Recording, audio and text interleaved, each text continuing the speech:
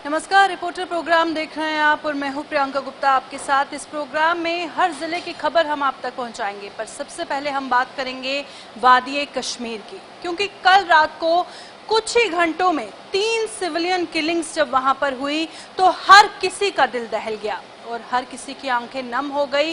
पूरे कश्मीर में मातम पसर गया और उसके बाद इसी के चलते डॉक्टर फारूक अब्दुल्ला आज डॉक्टर बिंद्रू के घर पर पहुंचे और वहां पर उनके परिवार वालों से मिले, संवेदना व्यक्त की और उनको याद करते हुए उन्होंने कहा कि वो बेहद नेक दिल इंसान थे, गरीबों की मदद करते थे। पूरी जिंदगी उन्होंने सिर्फ और सिर्फ लोगों की भलाई की।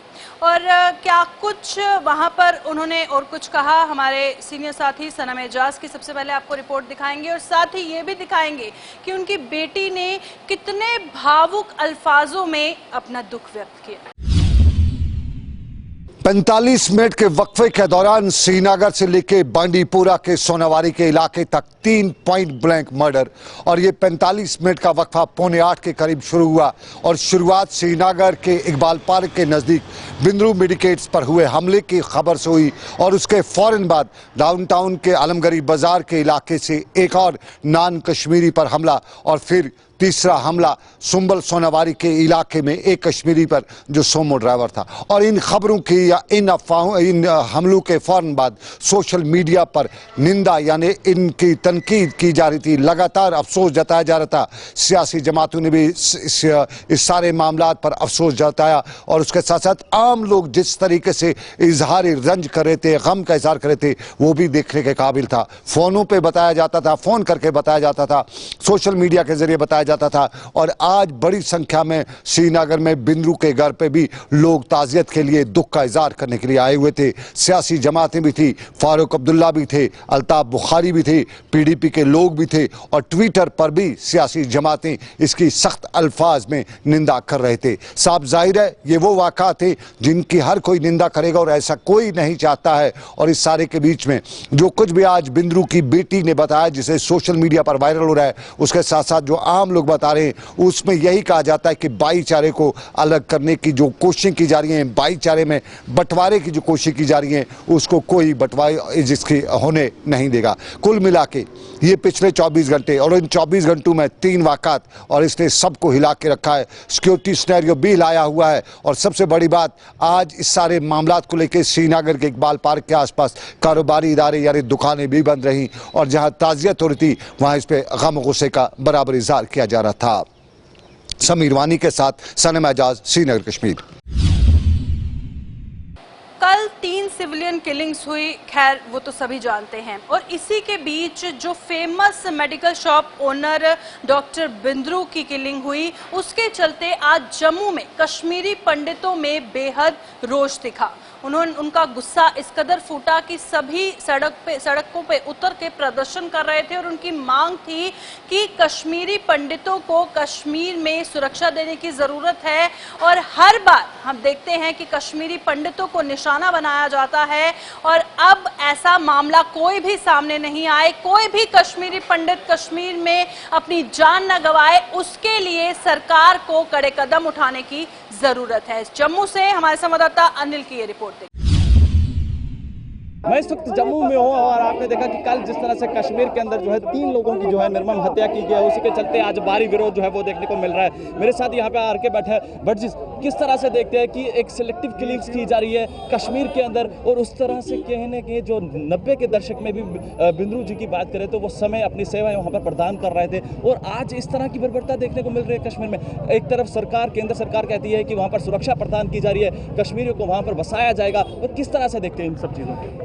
ये साफ दर्शाता है, इससे 2-3 चीज़ें सामने उभर के आती है। एक, 89-90 के हालात भी इसी तरह से सिलेक्टिव किलिंग से शुरू हुआ था, तभी हमें रात के अंधेरे में भागना पड़ा।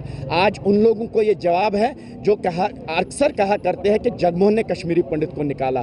कल का बिंद्रू साहब कश्मीर में तो रह रहा था, वो तो हमारी तरफ डिस्प्लेस्ड नहीं था, आज उसको क्यों मारा गया? ये साफ दर्शाता है कि भारत सरकार का अभी जो क्रिएट किया गया डिस्ट्रेस सेल का पोर्टल हुआ, जिसके अंदर एनक्रोचमेंट हो गई है, काफ़ी ज़मीन को हड़पा गया, वो साफ दर्शाता है कि उनकी मंशा है दोबारा से हमें तंग करना, फियर साइकोसिस क्रिएट करना, ताकि पंडित दोबारा से वापस आने की बात न करे। नहीं तो पिछले 10 साल से नौजवानों ने एक इनिशिएटिव लिया था, कश्मीर जाके हम मंदिर रिपेयर कर रहे थे, मंदिरों में जाते थे, हमारे एम्प्लॉयज़ वहाँ पे काम कर रहे और काफ़ी सारे लेबर तबके के लोग राजस्थान, बिहार और यूपी से आते थे। आज उनकी जिम्मेदारी लेना भारत सरकार की जिम्मेदारी है, किसी के साथ दोबारा अनसाइंटवर्ड ना हो। और कश्मीर के ये जो हालात बार बार ऐसे दोबारा फ्लेक्सिबल होते जा रहे हैं, इसके पीछे जो पाकिस्तान स्पॉन्सर्ड टेररिज्म है, जब तक उसकी रीढ़ की हड्डी को आप नहीं तोड़ेंगे ये हालात पुरअमन होने वाले नहीं है। और आज मैं उन लोगों को मैसेज देना चाहता हूं जो हमें डरका रहे हैं, धमका रहे हैं ऐसे वारदातों से, कि कश्मीरी पंडित नौजवान अब डरने वाला नहीं है। कश्मीर हमारा था, कश्मीर हमारा है और कश्मीर हमारा रहेगा। लेकिन कश्मीर का पंडित बलि का बकरा नहीं बनेगा, नहीं बनेगा, बलि का बकरा नहीं बनेगा, नहीं बनेगा। एक आखिरी सवाल रहेगा, क्या लगता है कि जिस तरह से सिलेक्टिव किलिंग्स की जा रही हैं, जिस तरह से एक सरकार का ये कहना है कि कश्मीरी पंडित को वहाँ पर बसाना है, तो क्या लगता है कि जो केंद्र सरकार लगातार आश्वासन दे रही है और लगातार गवर्नर साहब भी यही कह रहे हैं कहीं ना कहीं कश्मीरियों के लिए जो है एक पॉलिसी तैयार की जा रही है, किस तरह से देखती है कि इस पॉलिसी में आप वहाँ पर जाना सुरक्षित अपने आप को समझते हैं? जो मैं आपसे बात कहूँगा ना, ये मैं इमोशंस में नहीं कह रहा हूँ, मैं पहले से 15 साल से ये कहते आ रहा हूँ, कश्मीर के हालातों के लिए जब तक कश्मीरी पंडित को एक पार्टी नहीं बनाया जाएगा भारत सरकार की तरफ से, मेरी बात ध्यान से सुनिएगा, तब तक कश्मीर वैली के हालात कभी ठीक नहीं होंगे। मैंने पहले से मांग रखी कि अमित शाह जी गृह मंत्री के अंडर एक एपेक्स कमेटी बननी चाहिए जिसके मेंबर माइनॉरिटी कम्युनिटी के लोग रहेंगे, ताकि आपको हम एक रियल सेंस में कश्मीर का फीडबैक देंगे कि कश्मीर के हालात कैसे पुरअमन हो सकते हैं। मैं ये मानता हूँ कि सारे के सारे कश्मीर वैली में लोग इन लोगों के साथ नहीं हैं, एक गिना चुना तबका है, उनकी रीढ़ की हड्डी जो पाकिस्तान में जिंदा है, आप उसको तोड़िए, कश्मीर के हालात ज़रूर ठीक होंगे। मोदी जी, जो वर्ल्ड में आप अपना विल पावर शो कर रहे हैं, वो विल पावर समय आ गया, कश्मीर वैली के अंदर आप प्रूव करिए, और कश्मीर वैली के अंदर कश्मीरी पंडित जरूर जाएगा, दुनिया की कोई ताकत उसको जाने से नहीं रोकेगी। साफ तौर पर आप देख सकते हैं कि जम्मू में उन्होंने साफ तौर पर कह दिया गया है कि बाद मुझसे बातचीत कर रहा था, और जिनका साफ तौर पर यह कहना है कि कहीं ना कहीं इन आतंकियों की जो रीढ़ की हड्डी है, इनको तोड़ा जाए, पाकिस्तान को एक्सपोज किया जाए। और पाकिस्तान को जो है अब समय आ चुका है, देश के प्रधानमंत्री और देश के गृह मंत्री से अपील करते हुए नजर आए हैं कि जल्द से जल्द जो है इन आतंकियों को जो है नष्ट और नाबूद किया जाए। तब तक के लिए आप बने रहे जेके 24/7 के लिए। कैमरा पर्सन दीपक कुमार, जम्मू से, धन्यवाद। तो चलिए अब बात करते हैं जम्मू कश्मीर की सियासी गहमा गहमी की। और जिस तरह अटकलें लगाई जा रही थी कि जम्मू के जो रीजनल प्रेसिडेंट हैं और नेशनल कॉन्फ्रेंस के जो सीनियर लीडर हैं देवेंद्र सिंह राणा, वो बीजेपी ज्वाइन कर सकते हैं, तो इसी के चलते आज वो डॉक्टर फारूक अब्दुल्ला से मिलने के लिए कश्मीर पहुंचे और वहां पर उन्होंने मीडिया से बातचीत करते हुए उन्होंने कहा कि वो अभी भी नेशनल कॉन्फ्रेंस का ही हिस्सा है। अब बंद कमरे के बीच क्या बातचीत हुई, खैर अभी तक वो किसी को पता नहीं चल पाया है, पर उन्होंने अपने बयान में कुछ इस तरह की ही बात कही है। हमारे सीनियर साथी विनोद कुमार इस पर जानकारी दे रहे हैं, वो आप देखिए। नेशनल कॉन्फ्रेंस के संभागीय अध्यक्ष देवेंद्र सिंह राणा, सुरजीत सिंह सलाथिया की अटकलें लगाई जा रही थी कि वो नेशनल कॉन्फ्रेंस को छोड़ रहे हैं और हो सकता है किसी दूसरी सियासी जमात का दामन थाम लें, या फिर ये भी कहा जा रहा था कि वो अलग से जम्मू के हितों को लेकर के अलग पार्टी बनाया जा सकती है। हालांकि ये अटकलें बिल्कुल लगाई जा रही हैं कि वो भारतीय जनता पार्टी का हिस्सा हो सकते हैं। दोनों के दोनों नेता कुछ और साथियों के साथ पार्टी में बीजेपी में शामिल हो सकते हैं। लेकिन आज जब उन्होंने डॉक्टर फारूक अब्दुल्ला से मुलाकात की और मुलाकात के बाद जब मीडिया से वो बातचीत कर रहे थे, तो उस बातचीत में कहीं ना कहीं ऐसा लगा कि सब कुछ ठीक नहीं है। हालांकि उन्होंने मीडिया के समक्ष ये बात मानी, स्वीकार की कि एट दैट टाइम, इस वक्त वो नेशनल कॉन्फ्रेंस का पार्ट है, हिस्सा है, और नेशनल कॉन्फ्रेंस उनकी जमात है और उनके साथ है। लेकिन साथ ही साथ जब पत्रकारों ने ये पूछा कि आपने पार्टी छोड़ने को लेकर के क्या डॉक्टर फारूक अब्दुल्ला से बातचीत की, तो उन्होंने कहा कि आप हमारे मित्र हैं, अगर कुछ ऐसा होगा तो सबसे पहले हम आपको ही बताएंगे। यानी सब ठीक है, ये नहीं कहा जा सकता। दूसरी बड़ी बात यह है कि बंद कमरे में डॉक्टर फारूक अब्दुल्ला, देवेंद्र सिंह राणा और सुरजीत सिंह सलाथिया के बीच में क्या मशवरा हुआ है ये तो वक्त ही बताएगा, कब कोई क्या कौन सा फैसला लिया जा सकता है। लेकिन जिस तरीके से सभी सियासी जमातों में उथल पुथल मची हुई है, उठापटक मची हुई है, तो कहीं ना कहीं आने वाले दिनों में और भी कई नए और बड़े फैसले नेशनल कॉन्फ्रेंस की तरफ से हो सकते हैं। और ख़ास तौर पर देवेंद्र सिंह राणा और सुरजीत सिंह सलाथिया को लेकर के कल भी कुछ वीडियोस, कुछ फोटोग्राफ, हालांकि वो क्रॉप फोटोग्राफ से वो भी वायरल हुए थे, हालांकि उसको लेकर के इनका किसी तरह का कोई बयान ना देना ये अपने आप में एक दर्शाता है कि कहीं ना कहीं दाल में कुछ काला है। दूसरी ओर एक फोटो जो है, एक क्रॉप फोटो जिसको कहेंगे हम, क्रॉप फोटो अजय श्रोत्रा का, जो नेशनल कॉन्फ्रेंस के पूर्व मंत्री भी रह चुके हैं, बड़े नेता हैं, उनका वायरल हुआ था, लेकिन उन्होंने साइबर क्राइम में इसकी कंप्लेन की है।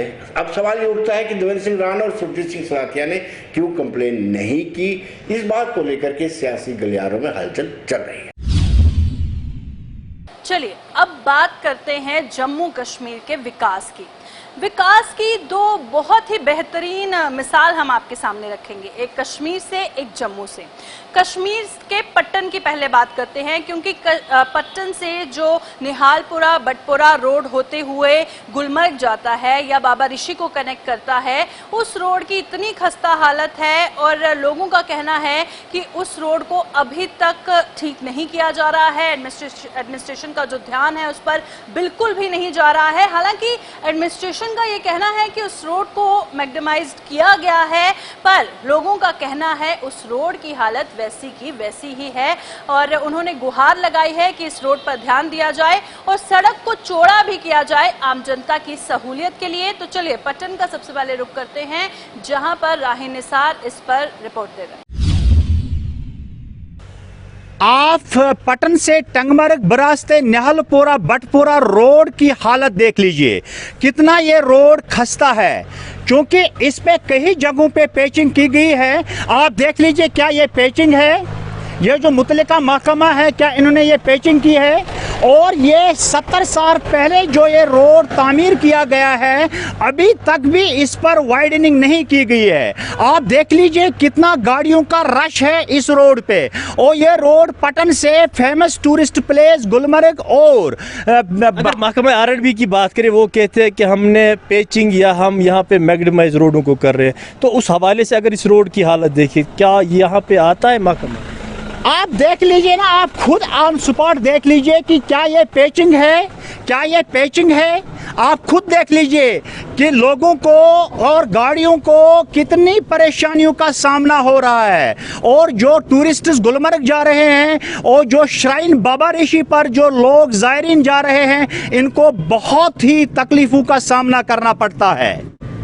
अब हम गवर्नर इंतज़ामिया से मुतालबा करते हैं कि फौरी तौर पटन से टंगमर्ग बरास्ते निहालपुरा बटपुरा रोड की तामीर और इस पे मैग्नेमाइजेशन की और रोड वाइडनिंग की इंतहाई ज़रूरत है। हम अपील करते हैं कि इस सिलसिले में फौरी तौर इक़दाम उठाए जाए।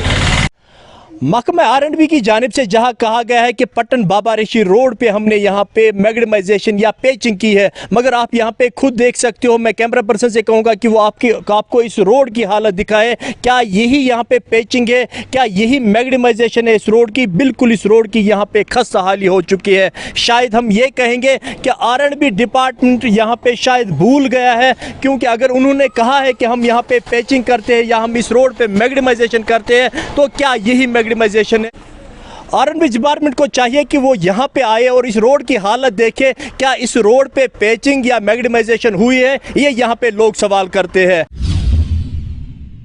तो चलिए अब दूसरी बड़ी मिसाल आपको डेवलपमेंट की दे देते हैं जम्मू कश्मीर में, जहाँ पे एक तरफ पट्टन की हमने बात की, तो अब हम बात करते हैं सांबा की।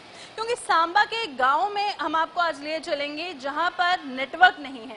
इंटरनेट से सब कुछ हो रहा है, आजकल पढ़ाई इंटरनेट से हो रही है, डिजिटल इंडिया की हम बात करते हैं, पर एक ऐसा गांव देखिए जहां पर इंटरनेट तो दूर, नेटवर्क भी नहीं है। सांबा से ऋषिक खजूरिया की। हम इस टाइम सांबा के दोड़ा गांव में मौजूद हैं और ये गांव ऐसा है, यहाँ पर आज तक नेटवर्क नहीं है और यहाँ इंटरनेट भी नहीं है। यानी यूं कहें तो अगर नेटवर्क नहीं है तो इंटरनेट कहाँ से आएगा। और हम बात करते हैं डिजिटल इंडिया की, तो ये नारा भी कहीं ना कहीं फ्लॉप साबित हो रहा है। और उसी के साथ साथ हम आज के ज़माने की बात कर रहे हैं, यानी आज का ज़माना जो कि ऑनलाइन क्लासेस का ज़माना है। लेकिन बच्चे किस तरह से पढ़ पाते हैं ऑनलाइन क्लासेस में, ये यही बच्चे जानते हैं। दोड़ा गांव के और यहाँ के कुछ स्थानीय लोग मेरे साथ मौजूद हैं।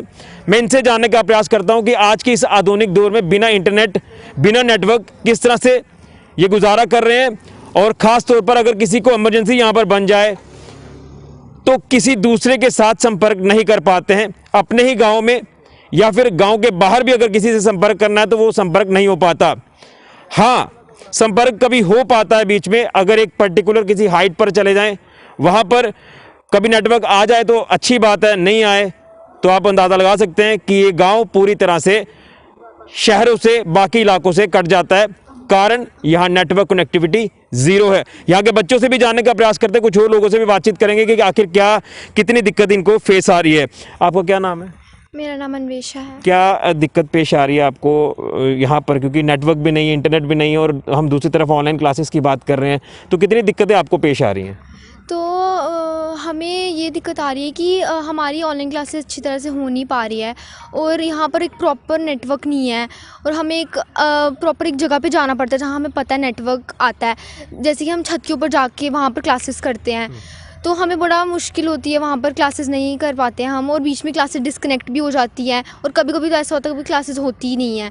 तो हमें यही बहुत प्रॉब्लम हो रही है क्लास के लिए। अच्छा, तो ये तो हो गया ऑनलाइन क्लासेस में आपको दिक्कतें आ रही हैं। अगर किसी टीचर के साथ आपने कांटेक्ट करना हो, कॉल करनी हो, तो कॉल होती है?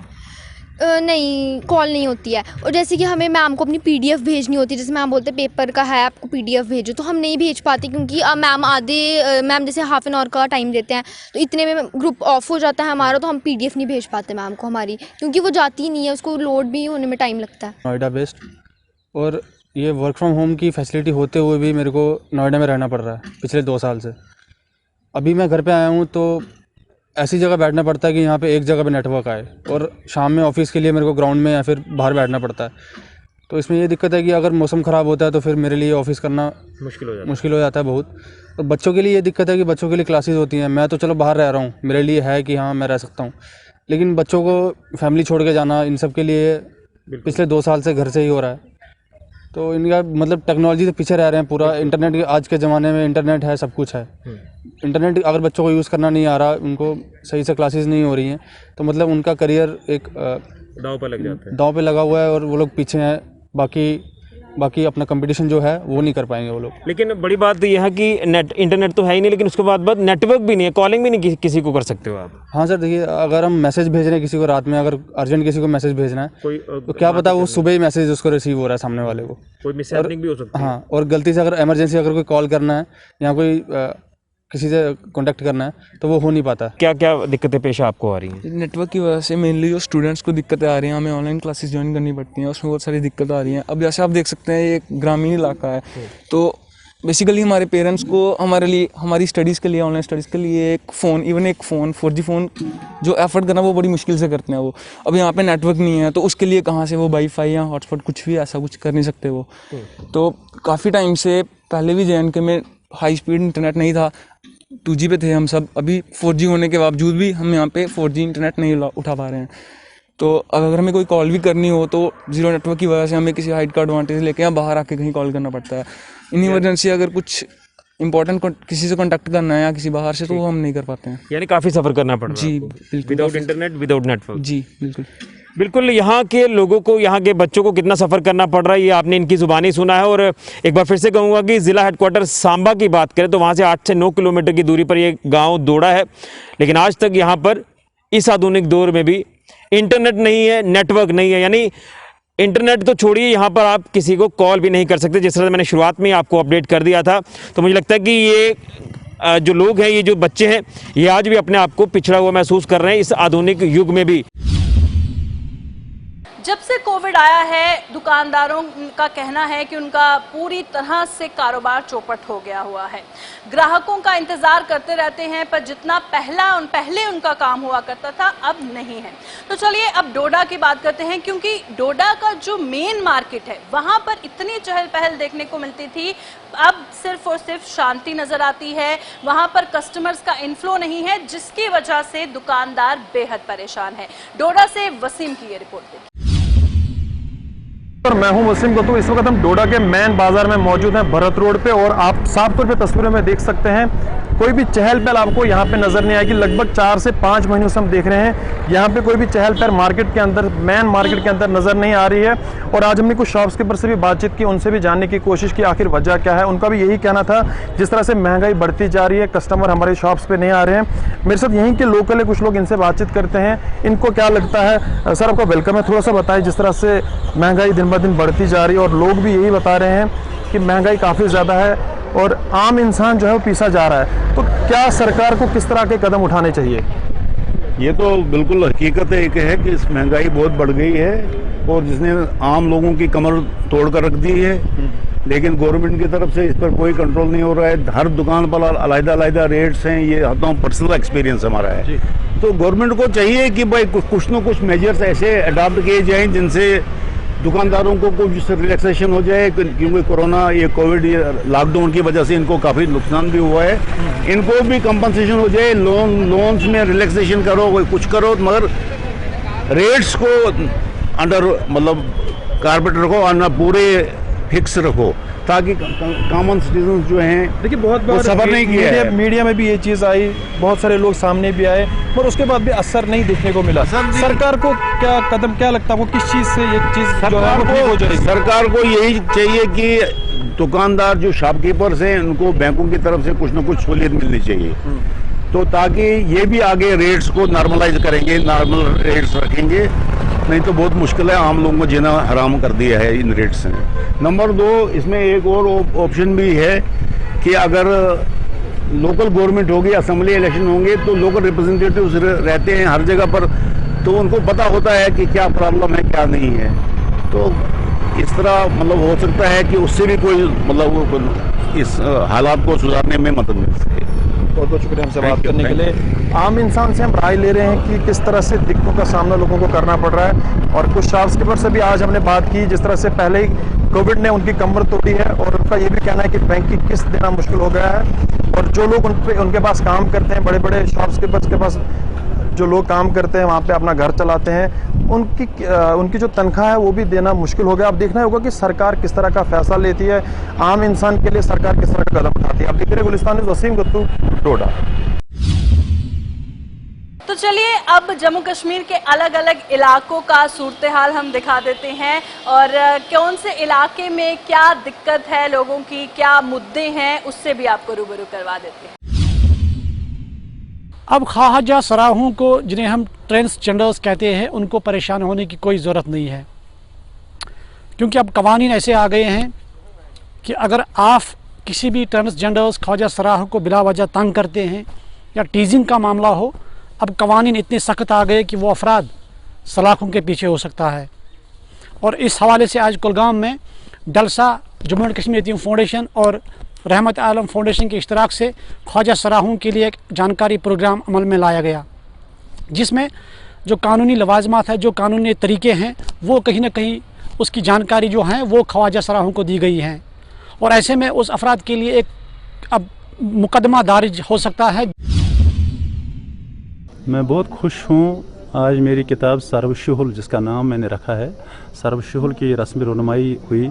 मैं बहुत खुश हूँ, इसलिए मैं खुश हूँ कि हर कोई इंसान, हर कोई बनी नवा इंसान, उसके दिमाग से कुछ न कुछ निकलता है जो कौम के लिए फ़ायदेमंद होता है, लेकिन उसको महफूज करने की ज़रूरत होती है। महफूज करने का एक तरीका होता है, वो अदबी दुनिया में अगर कलमकारी हो जाए तो महफूज रहता है, हिस्टोरिकल दुनिया में हिस्ट्री लिखी जाए तो महफूज रहता है।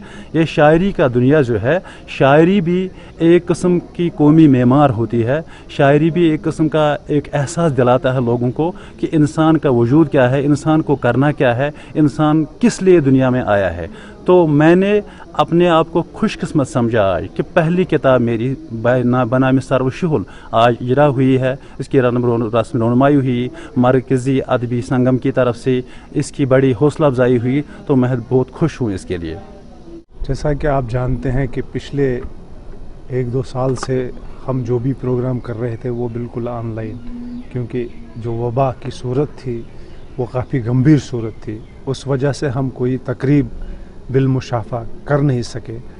तो आज बड़े देर के बाद 2 किताबों की रस्म रोनुमाई इस प्रोग्राम में हुई, तो आज बिल्कुल 2 जो मंजे हुए अदीब है वादी जनूबी कश्मीर के, उनकी किताबों की रस्म रोनुमाई हुई और इस तकरीब में एक मुशायरा भी होने जा रहा है। आज लोग बिल्कुल पुरजोश थे इस हवाले से, क्योंकि आज बड़े देर के बाद, बड़ी मुद्दत के बाद हम एक दूसरे के साथ बिलमुशाफा मिले, वरना तो हम ऑनलाइन तो प्रोग्राम होते रहते थे। ऑनलाइन हमने 6 किताबें इजरा की, लेकिन चूँकि आप जानते हैं कि इस फंक्शन में, इस तकरीब में जो मज़ा आज देखने में आया, जो जोश आज देखने में आया, बिल्कुल ये 1-2 साल के बाद आपने खुद देखा कि 2 किताबों की रस्म रोनुमाई हुई, एक मुशायरा भी होने जा रहा है। मराज अदबी संगम इस सिलसिले में जो हमने बेड़ा उठाया है, इस कश्मीरी ज़बान, कश्मीरी अदब, कश्मीरी जो सकाफ़त है, इसकी जो आबियारी के लिए, इसकी तरक्की और तरवीज के लिए जो हमने बेड़ा उठाया, हम इंशाअल्लाह उसमें भरपूर कोशिश करते रहेंगे जब तक हमारी जान में जान है। आज के रिपोर्टर प्रोग्राम में फिलहाल इतना ही, कल फिर मुलाकात होगी, दीजिए इजाजत, नमस्कार।